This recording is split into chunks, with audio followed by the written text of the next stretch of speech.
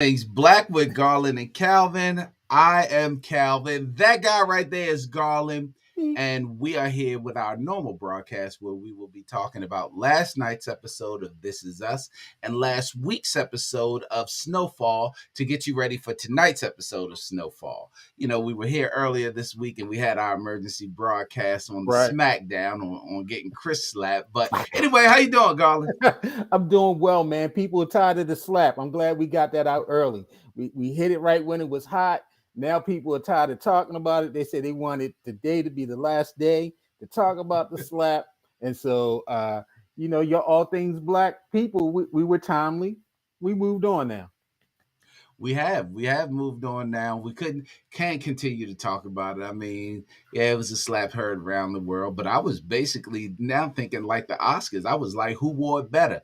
Did Charlie Murphy wear it better, or did Chris Rock wear it better? So they both got slapped. I mean, but anyway, we'd have moved on. We're on to current We events moved now, on. and again, we're going to talk about last night's episode of This Is Us, where they focused on Randall and his mom. And then also we'll get you ready for Snowfall when we'll discuss last week's episode of Snowfall to lead you into tonight. So anyway, Golly, want to kick it off? Yeah, let's go ahead. Let's get into Snowfall first. And so this was part two of the previous week's episode, the Iliad, part one. In the part one, we saw that the Franklin Empire was under attack by some unknown assailants. And so we pick up with kind of like some of the aftermath of the attack and with Franklin and Oso trying to get out of a pickle. And so now, Franklin and Oso find themselves in rather bizarre situation at risk of being eaten alive by a tiger. This is how it ended the previous week. And so they got tigers in the hood. And so once fully awake from being knocked out by a tranquilizer by some crazy white man, they wasted no time trying to figure out a way to get out of the situation. Franklin offered the crazy old white man cash for their freedom. He laughed at Franklin's offer, and he gets mad when he noticed that Oso used his belt to link their cage to the cage that was holding the tiger, preventing it from going up. And so when the old man climbed up on the cage and tried to, shake loose the level to feed to the tiger, also he kicked the cage until the man dropped down too close to the tiger. The tiger jumped up and did tiger things and bit off his leg. So Captain Snowfall, they're getting crazy. Come on now. Come on now. A tiger in the hood. Man climbs up on top of cage and falls into cage, and tiger rips off the leg. Thoughts? First of all, when it ended last week and started, when it ended week before last and started last week, I was sitting Right. there like, what kind of Jungle Book, Mandalay Bay, Winnie the Pooh, Tigger type stuff is going on in Snowfall? Like, I just, so I kind of just erased that part of it out of my mind because it actually got a lot better. But yeah, I'm not looking for Snowfall to be real out of character or real animated like this was. I mean, it kind of gave you the it's on FX. It kind of gave you that kind of Atlanta feeling, where Atlanta Yeah. does just some Like something random surreal. things like that. Yeah. Yeah, and then at the end they're gonna, well, not the end, but towards the middle they show the tiger just roaming around. You know what I mean? Kind of gave you that type of feel. But yeah, I kind of just brushed that off. I kind of gave him, I gave him a pass on that one, but I wasn't a big fan of the the, tiger, the whole the tiger, tiger's the lie. tiger went tiger. And so that's not even the end of it. I guess we need to change it from jumping the shark to jumping the tiger because definitely Snowfall jumped the tiger last week, and so they ended up. This is Franklin and Oso. They get captured by the Mexican gang that was chasing them, and they hold them hostage in the back of a beauty salon. And so eventually, Franklin always getting out of stuff. So Franklin he strikes a deal with the Mexican gang leader to take them to the money they stashed in exchange for their freedom. But smart Franklin, he outsmarted the gang and led them to the old white man's house instead, where they were eaten alive by the tiger. How come he ain't eat Franklin? Because Franklin's standing right there, and the tiger just jumped out of nowhere. How did he miss Franklin? Exactly. It's not like Franklin pulled a thorn out of his Right. paw and now he's friends with Franklin. Ain't none of that Oh. never happened. So I don't know what kind of Wizard of Oz stuff they got going on. Listen, like I said, It's I the gave him a pass bare for the tiger. necessities, the only bare necessities. Franklin was in I Jungle gave him a Book. pass for the tiger. I just was not a fan. Yeah, I could. Anyway, so let's move on.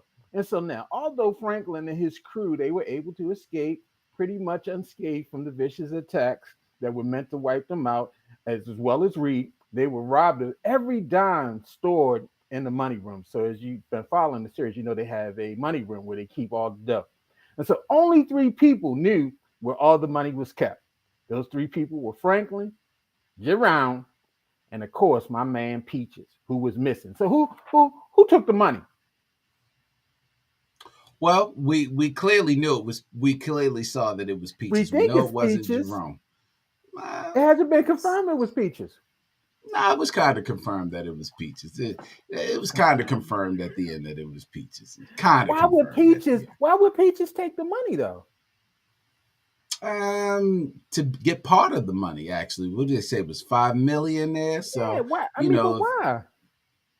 why not? You get the money and move on. The problem with Peaches is isn't stealing the money. It's trying to kill the whole crew, trying to kill Yeah, the whole family. You went at the bro. moms and the baby moms.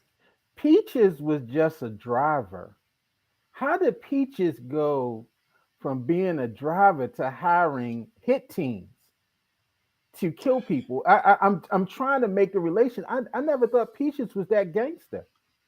Yeah, but money will make you do some strange things. That's the difference from going from a hundred Yeah. thousand a year to that straight 5 million cash, and you offer up the new gangster in the hood the money. Mhm. He gonna take that. Like that's a come up. That's a come up.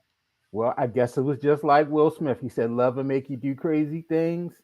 Money will make you do crazy things." And so, Peaches went out here and then lost his mind. And then we got a little, kind of like a little change up thing thrown in the end. And so Dallas and Black Diamond, the two stripper shooters, they find out that Kevin's brother, now is fresh out of jail. Now, if you go back a couple seasons ago, the season two, you remember Kevin, who's actually played by my man that played on Power. Oh my God, I don't forget the actor's name, but anyway, nonetheless, Kevin, Leon, and Franklin, they were best friends, and Kevin was loyal to Franklin for a while until he decided he wanted Franklin's spot. And so Franklin was forced to kill his best friend, and Kane, he's out for revenge. And so, what did you think about the introduction of Kane and, Lil Leon and Lil Lee? And, Kane, although it seemed like Kane was involved with the shooters as well. Well, Kane was clearly involved with the shooters. He apologized at the end. He was like, Right. I ain't mean to get at your moms or whatever, but next time we won't miss. But when they first said Kane, I was trying to think. I was like, well, wait a minute, South Central LA. But then I forgot Kane got killed at the end of Right. Don't Be Menace to Society. So it wasn't that Kane, it was new Kane. But I actually liked it, and I liked it because now Snowfall is getting back to Snowfall. They're bringing in another villain to go against Franklin and his crew, and that's what made Snowfall Snowfall.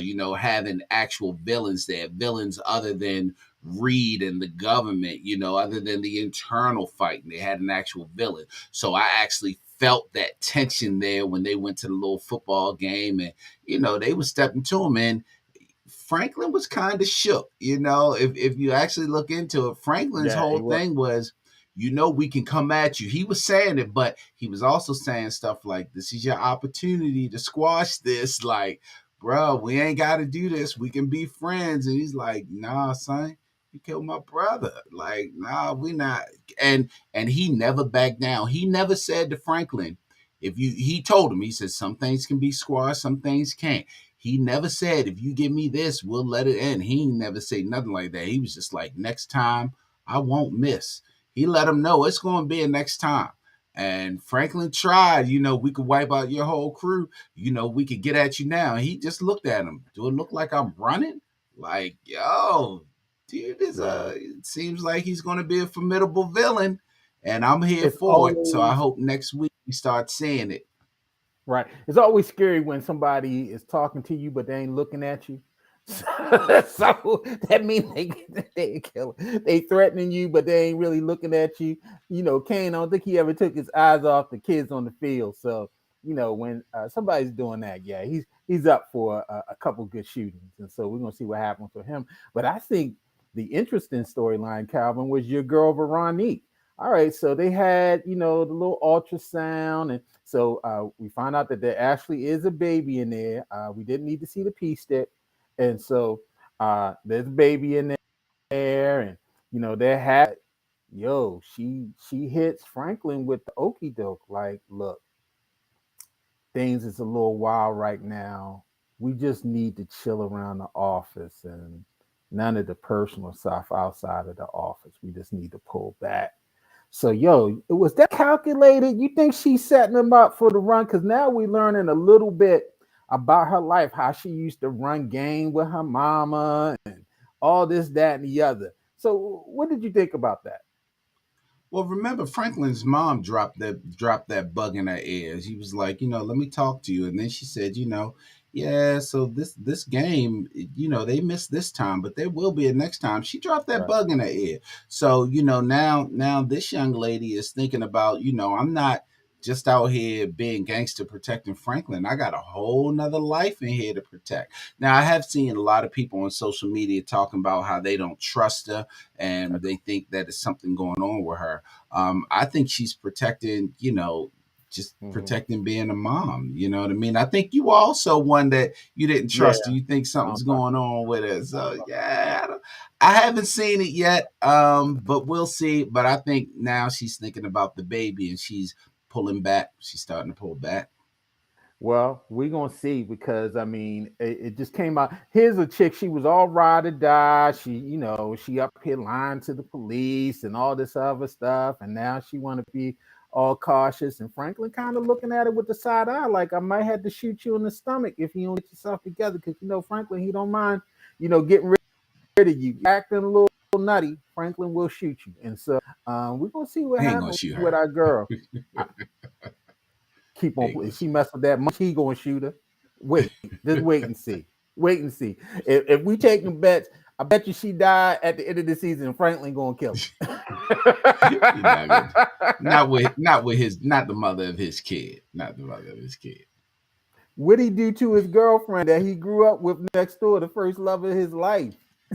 Yeah, but she set him up. She set him up. Yeah, but still, okay. She Okay, I'm telling you, when it come exposed that Veronique is with the feds, Calvin go. I mean, Frank. I said Calvin. Franklin going to shoot her right up in the tummy.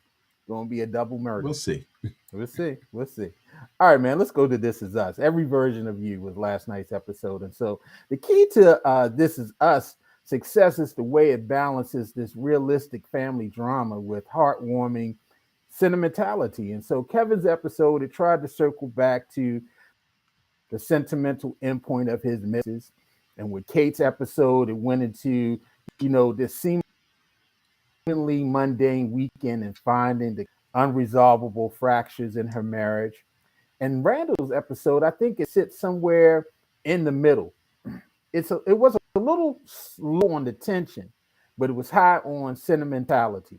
And so the balance is only off by the matter of degrees, but rather miles. And so when a pissed off Deja runs away from the family cabin to try to salvage her relationship with Malik must have that thing because she Deja, that must have been her first because she running and we know they clapped cheeks when she went up to Boston and maybe I don't know. Anyway, I'm not here to speculate, no homo on what Malik is carrying. But yeah, Deja is strung out. And so she leaves the cabin in the middle of the night. I want to know how what an Uber came and got her a lift. They didn't hear That's the what I was taxi. thinking. How'd she get out of there? I'm talking about they all in the cabin. you which he floated out the window anyway. And so Randall and Rebecca, they set off on a road trip to Boston to get her back. It's amazing how well they adapt and they just go and do the things. And so, and that extended mother and son time reminds them of all the simple, mundane things they used to do together when he was little, like riding in cars or brushing their teeth, taking vitamins, or reading on the couch. They both had radios. They loved to sit and read books while you can tell Kevin and Kate they were slow because they watching TV with dad while Randall is sitting reading a book. And so, what things or thoughts did you see through Randall's and Rebecca's story? What's some things that jumped out for you? So, I think Randall was fine with his anger and with him going, but Randall likes to hold stuff in and then bring it out. And when Rebecca said, well, maybe you should calm down this, and Randall was like, why? To let Kate handle it so she handles all the big stuff. I was Right, literally like, whoa, he dropped that. And as soon as he said that, she was like, oh, Miguel, can you grab my bags? Because I'm going with him. As if to say, oh, you want to talk about it? Keep that same right, energy up to Boston because we gonna talk about it. Randall got her all up there, got her in there and this stuff, and she let him off the hook. She didn't. right, She mentioned it once, but she let him off the hook. But I thought they were going to get into that. If you notice with that when they were showing the swimming pool, when they were showing the kids in the swimming pool, when they showed they got caught in the swimming pool, Randall is he's the protector. right, Randall is the protector of the family. You always think it's Jack, but Randall is the one protecting the siblings.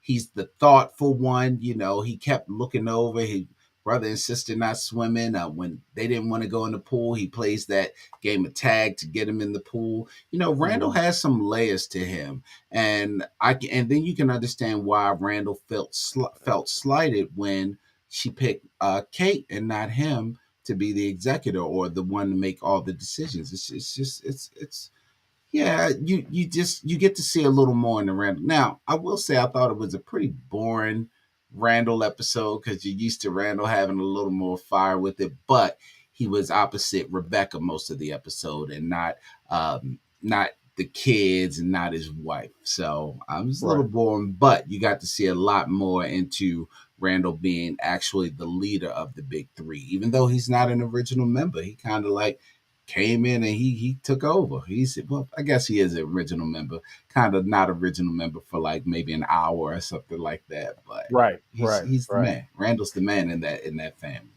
It's probably easy to say he's the most stable Pearson. He is like you just said. He's like the Um, glue. He's the person that pulls people together. He kind of pulls mom together. He's kind of like the glue guy. To me, Kevin and Kate are always the wild cards to me. It's always like Randall is the person who brings calm or thinks out the situation while they are, one is yeah. a has low self esteem and the other is just mean and nasty, and so he gets put in this place. Well, no, I really think Rebecca is really the glue. I think Randall is the dreamer of the crew. Randall is the Okay. one that wants to take the chances, that wants everyone to jump on board and has the big goals with substance to it. Kevin has a lot of big ideas, but they really don't have any substance or foundation to them. Randall has the foundation. He thinks them out. But I don't know if he's the stabilizing figure because, Randall's kind of all over the place. I think it's Rebecca is one that kind of brings them all in. They kind of when Okay. they're around her, they kind of like get more even keeled. Okay. Yeah, because I say that because I was looking at how he bailed them out with the cops. Like you mentioned, he's the one that gets them in the pool. He is kind of, to me, he just seems like he's the glue guy for at least for the children, for the siblings. And so now, I do agree with you also that, his story arc, although it was kind of boring because it was just really flashbacks and them thinking about the past, we do get to see that, he has this purposeful, driven path through life that has made him slightly connected from his family, even as he's also felt deeply responsible for their safety and happiness. And so, you know, um, I think that's also a theme that I necessarily saw through last night's episode, is that it just validates who that character has been for these 5 seasons. He's just someone you can set your watch on, someone who's going to be consistent and be there in tough times. Now, let me ask you this: given the how much dramatic weight that the Deja and Malik saga took up in the first half of this season, did you feel that the resolution felt a little anticlimactic? Actually, no. And I'll tell you why. Because you know the one thing that we noticed about Malik is very, very wise beyond his years. He had the time to actually think about what Randall said. He had the time to actually think about what's best for Deja. And even though Deja ran up there, Malik was that, yeah. And of course, we didn't see the conversation, but you can tell that he had that conversation with her, like, nah, this ain't it for you. You know what I mean? Like, Hmm.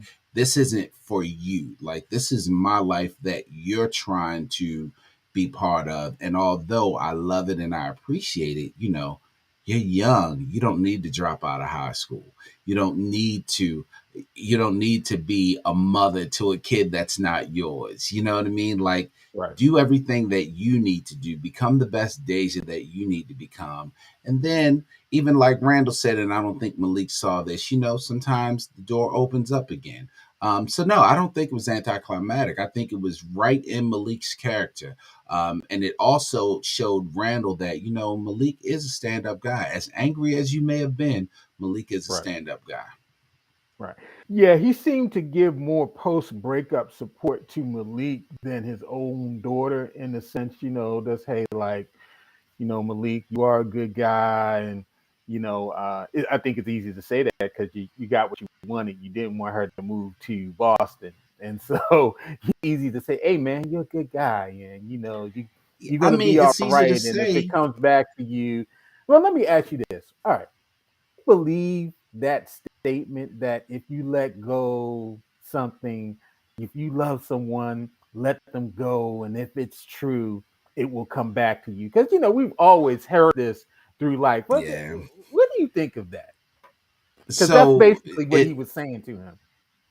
so in my life, most of the I guess relationships, if they were kind of serious, there's always been a second chance or a second opportunity. Hmm. So partly I do believe the statement. However, none of those second opportunities have ever worked out. Like, they've none have ever worked out. So I Yeah. kind of believe the statement, but then it's also, yeah, there's always another chance. But when you get that second chance, it's kind of like, you know, maybe it was a good thing that we weren't together. You know what I mean? So, Like you dodged the and bullet. there's rarely any hard feelings, but Right. usually, and I want to say it's true for most relationships that at some point have been serious, that you do try a second time. In my experience, the second time never works out. So, I kind of believe the statement, but again, from my experience, I've always seen that it doesn't work out. So no hard feelings, just keep it moving. Yeah, to me, it implies that you have soulmates, and I'm not a believer of soulmates because I don't. Well, I won't say I'm not a believer of soulmates. I believe that soulmates never end up together. The person that's your soulmate, a lot of times you never, not in all circumstances, but I think in a lot of circumstances you don't end up with your soulmate. Something happens, y'all go a different way. And I think, yeah, even that back a second time, yeah, you might get a second run, but if y'all not together like your initial desire was, I don't think you can count it as a comeback. Maybe y'all just, you needed to shut the door, and you and you needed to knock off some steam a couple times before y'all went ahead and really shut the door. You always left the door open, and so when it came back to you, it's like, okay, let me. viewed, a couple things that I wish I would have did before the door shut, and then you go ahead and shut the door. And so, I guess we'll see at the end episode if these words are true, because we didn't see that in the episode that ended the fourth season when they came to the house to say goodbye to Rebecca. We didn't see Malik, so we don't know if Malik actually, him and Deja end up together. And so I guess Right. we'll see at that point. Um, any other thoughts about the show? Because I mean, I think, like you said, it was kind of like just your typical kind of slow, just really a lot of reflection, not any major bombshells. Yeah, well, one of the things that I noticed about Randall, so every time Randall has taken on a new venture, we kind of see him kind of flustering around, wondering if this is for him, but he jumps into it and he always seems successful. We took a look into him and we saw that Randall is extremely confident. Right. Randall absolutely knows what he's going to do, what he wants to do, and how he's going to do it. Randall sat and told that police officer, "Hey, I may be president one day." Kind of laughed it off, but he was serious. Mhm. Randall finally revealed to Rebecca, "Hey, you know what? Let me tell you something that sound crazy, but I'm going to win. Like, if I run for this, I'm going to win." Randall has that confidence that he never really shows.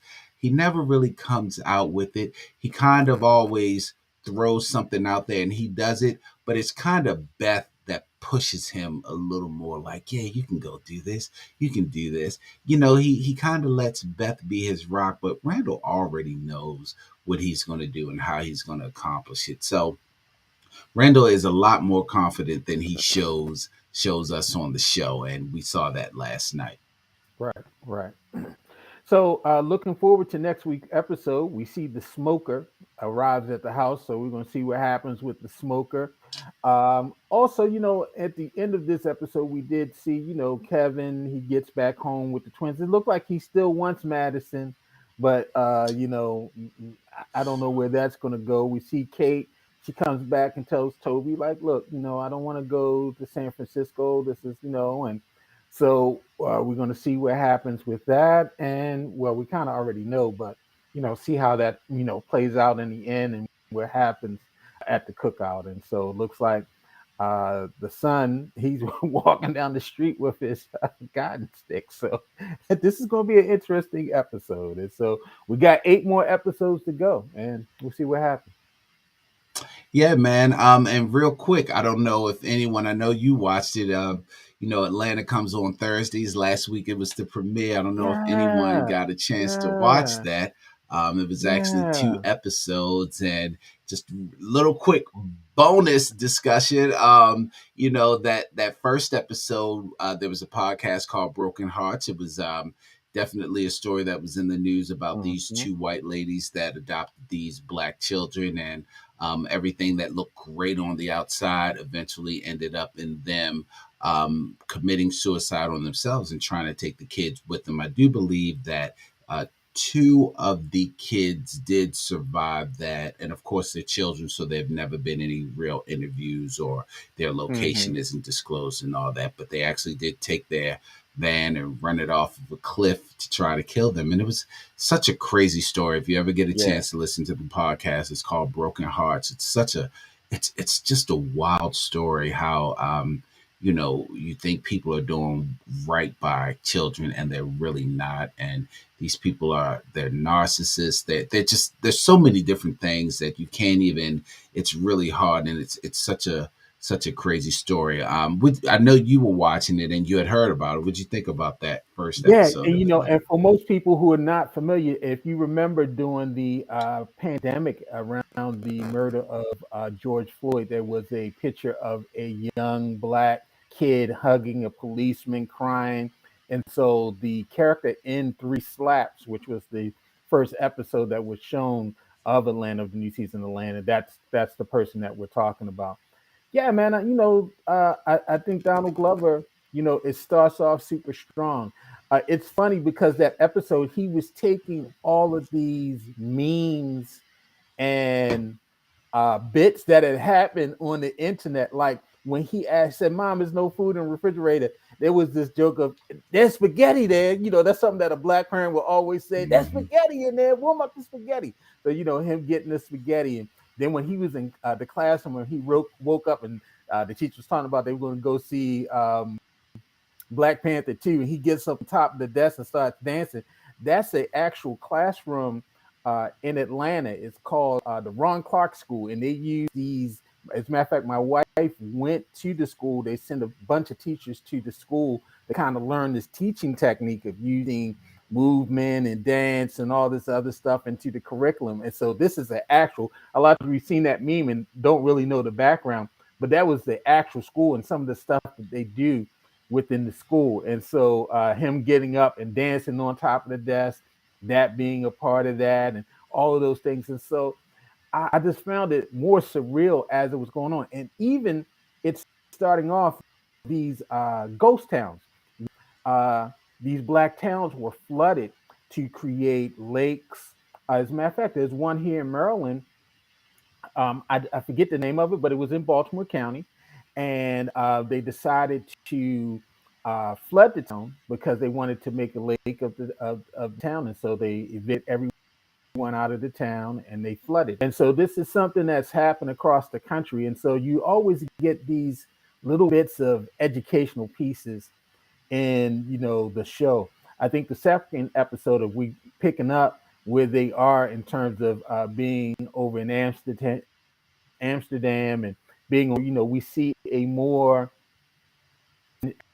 Aaron is, now Aaron of the first couple seasons boys manager, he's horrible. They're not getting paid for shows. He's messing up all over the place. But this is a guy, he's just taking care of everything. I need the money, I need to do this. And so you can tell that Aaron is really grown into his role as manager. Darius is still crazy as ever. you know, I want to see what happens with the Zazie Beats character.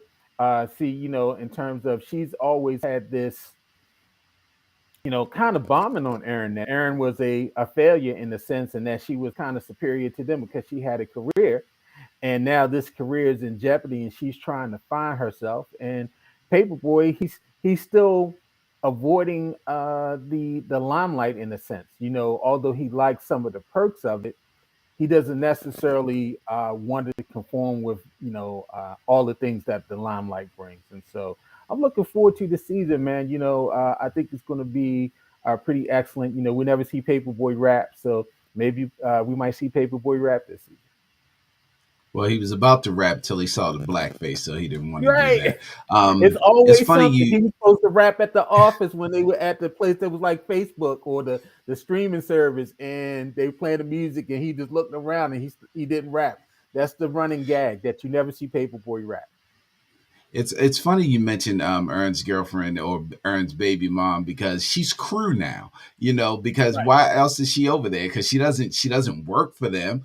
She's just part of the crew now, so she's in there. So yeah, tomorrow night we'll get to see the next episode. I don't think there's going to be two. I think it's just going to be one. I'm not quite sure, but we'll get to see the next episode. But anyway, this is it. That was it for This Is Us and Snowfall. Hope you get ready tonight for the next episode of Snowfall, and then we'll be back next Wednesday to discuss the latest episode of This Is Us and tonight's episode of Snowfall. So thank you all for joining us, and we That's appreciated you all joining us Monday. We had a great turnout Monday. I think we're Yeah, we back down did. to our four Got our a lot four of great loyal feedback people. about it So too. yeah, we're back down to our four loyal people. So thank you all for always Thank you, joining Cat. us, always being there for us. Wood. But I think Destiny might be on here. Thank you, Destiny. but anyway, as always, this is All Things Black with Garland and Calvin. I'm Calvin. That guy is Garland, and we will see you all next week. Be safe, y'all. All right, Garland. All Peace. right, man. All right, bro. Later.